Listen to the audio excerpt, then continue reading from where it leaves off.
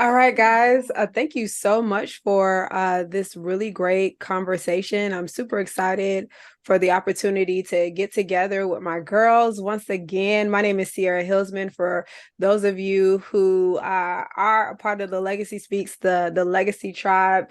And yeah, y'all know all the time I have a tendency of like going live and talking about all things mental health and wellness. And so today I have an opportunity to introduce to you guys my faves as we are preparing for our 4-week immersive experience called HerTrueSelf. That's going to kick off on November the 29th. So please make sure that you're heading over to HerTrueSelf.org to register. We're also going to dive into how procrastination impacts all areas of wellness, whether it's from physical wellness, emotional wellness, mental wellness, and financial wellness. But before we dive right in, I need y'all to hit that subscription button below. That way you can stay up to date on newly released content on a regular basis. But yes, Lauren, Nishaea, please introduce yourselves and let the people know who you are. Well, hello, everyone. My name is Lauren Wells, affectionately known as the Gut Health Bestie. I'm a certified digestive health coach, a holistic wellness and self-care maverick, wellness tribe builder. So shout out to the Hervival tribe. I am the founder of Hervival, which is all about holistic wellness and self-care and empowering, celebrating, and elevating women on their wellness journey. Love it. Yes, I'm Nishaea Richardson, also known as the Play Money Coach and a financial coach for those of you who are like, well, what is that, right? So I work with high achieving women who want to manage their money like a boss so they have more play money to do the things that they enjoy, like shop guilt free, which we all love to do. Absolutely. And y'all, I know you guys are currently subscribed to the channel, but for those of you who are just meeting me, my name is Sierra Hillsman, licensed psychotherapist and workplace well-being coach. My goal is to help you guys to create lives worth living. And so when we're talking about the concept of procrastination, especially from a mental health and an emotional health perspective, there's some mindset shifts that we need to have. Like oftentimes procrastination is rooted in fear of success, fear of failure. And you're probably like, how in the world can you have fear of success? Well, oftentimes when somebody becomes successful, there's a lot of attention that's placed on them, or maybe even like this fear of new responsibility. And so, like with the Her True Self immersive experience, we often find that we work with some clients who may be dealing with some of these fears. Like, wow, what if I do walk into the full call of who God has called me to be? What if I actually walk into like becoming the best version of myself? How much of that's going to change my relationships? How much is that going to like impact me on a day-to-day level, not just like from a physical perspective, but also financially? And so Lauren and Nishaea, can y'all please talk about what that looks like with helping clients work through either the fear of success or maybe even like the fear of failure and how procrastination shows up in their decisions? Yeah, I'll start off first here because you're literally saying exact thoughts that creeped in my mind when I took the leap and became an entrepreneur. I knew it was going to work. I knew it was a big impact.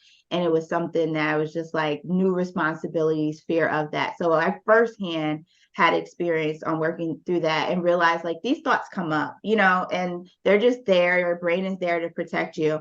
So I had to learn how to like just pause and breathe, thank the thoughts for what they were, and still take the moving steps moving forward, and just address. So I think self-awareness is really important. And even with my clients, when I do work with them, they have to form a whole new identity when we work together with making new healthy lifestyle habits that go against what they made a wrap their whole identity with, like, certain eating late and hanging out or whatever the certain things are. So there are times where the procrastination will come up and they'll do self-sabotaging ways of eating to get in the way, which shows up as procrastination. So that shows up a lot in my work. However, I do notice the shift change where we speak more from doing these things for, a body type per se, because a lot of times we have these health averse issues that we go through for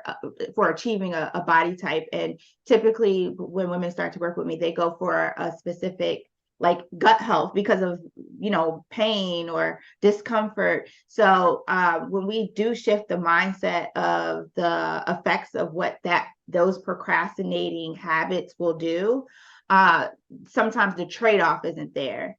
but it does come up, and it is a bit of a challenge. And we just reframe what the identity is that they would want, why they're, making the steps into a healthier lifestyle to have more energy. A lot of the times the women who come to me that work with me for gut health reasons, they want more energy. They want to not feel as tired or sluggish.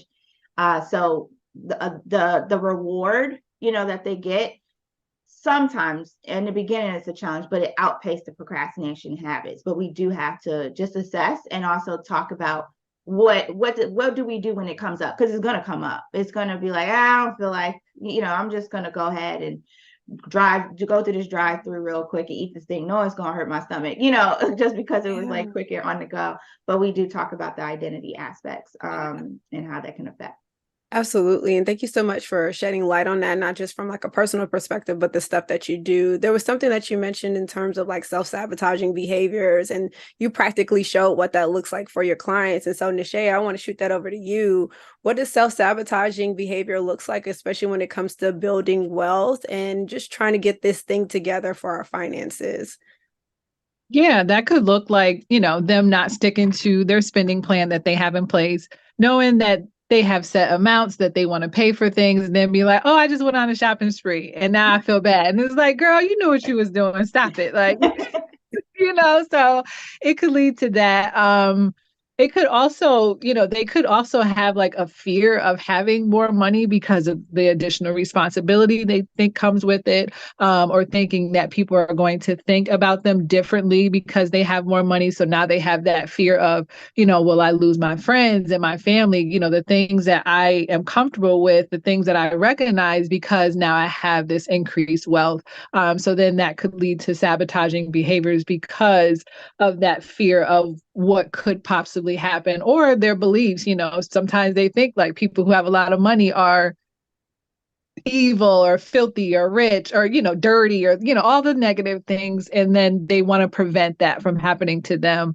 And not realizing that they, it's just really going to amplify the amazing person that they already are and allow them to help and do more with the wealth that they have coming towards them.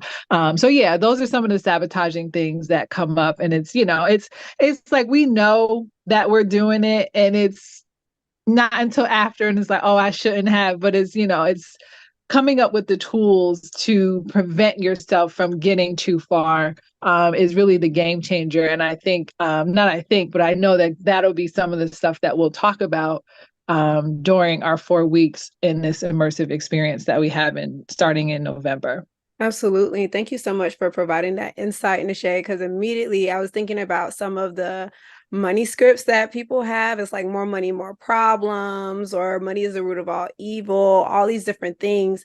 And the beautiful thing about what the both of you guys highlighted is that ultimately a lot of the self-sabotaging behavior comes from the internal conversations that we're having with ourselves. What are we saying to ourselves to walk us or keep us from like crossing that threshold into purpose, into destiny, into a life that's worth living? And so for any of you guys who are watching this and you're like, dang, this really truly resonates with me, I need you to go ahead and go over to HerTrueSelf.org and also click the link in the description box below and register. This event, this 4-week immersive experience, it's literally 4 weeks of action planning. There's no fluff. There's no like inspiration and rah-rah. Yes, we by nature speak life into our clients, but our goal is to make sure that by the end of these 4 weeks, you have something that you could practically and tangibly walk away with, that you have something that you could practically and tangibly be able to like put into practice so that we can gear up for 2024 or any other year after that. And so just to close up, once again, y'all head over to HerTrueSelf.org and make sure that you have what it takes, or at least please invite yourself, your friends, your family members. I know this is the holiday season. The best gift that you can give is the free gift of wellness. So please. And guess what? It's free. Yeah, absolutely. That's the whole thing. It's very free. So once again, because y'all know how y'all do with free, y'all don't take stuff seriously with free, but we're so passionate about this. And so once again, please make sure that you're tapping in. Ladies, are there any like quick closing thoughts that you guys have as well for the people? No. just make sure you go ahead and register and join this community, because we are truly giving back this holiday season with these conversations that can really be tangible to help you on your journey.